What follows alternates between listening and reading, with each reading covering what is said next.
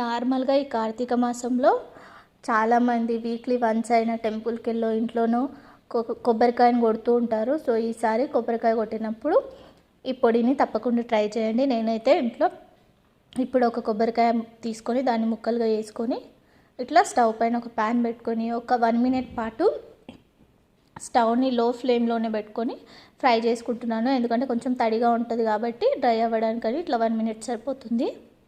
ఈ విధంగా ఫ్రై చేసుకున్న తర్వాత దీన్ని ఒక మిక్సీ జార్లోకి తీసుకొని దీంట్లో ఒకసారి మనం మిక్సీ పట్టుకున్న తర్వాత ఉప్పు కారం మీ రుచికి సరిపడా వేసుకొని మళ్ళీ ఒకసారి గ్రైండ్ చేసుకోవాలి.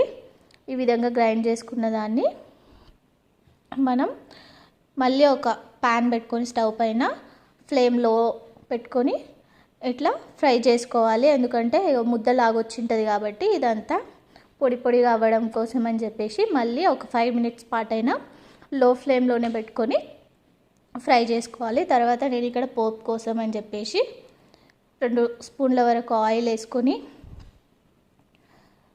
కొద్దిగా మినపప్పు కొద్దిగా శనగపప్పు వేసుకుంటున్నాను. నాకు ఎక్కువ ఇష్టం ఉండదు ఇది కాబట్టి కొంచెం కొంచెం వేసుకుంటున్నాను. అట్లాగే ఆవాలు జీలకర్ర, దాని తర్వాత ఎండుమిర్చి, లాస్ట్లో కరివేపాకు వేసుకొని స్టవ్ ఆఫ్ చేసుకొని దీన్నంతా ఈ కొబ్బరి పొడిలో వేసుకుంటున్నాను.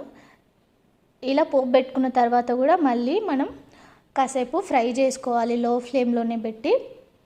అప్పుడే మనకు చేస్తుంటే అర్థమైపోతుంటుంది.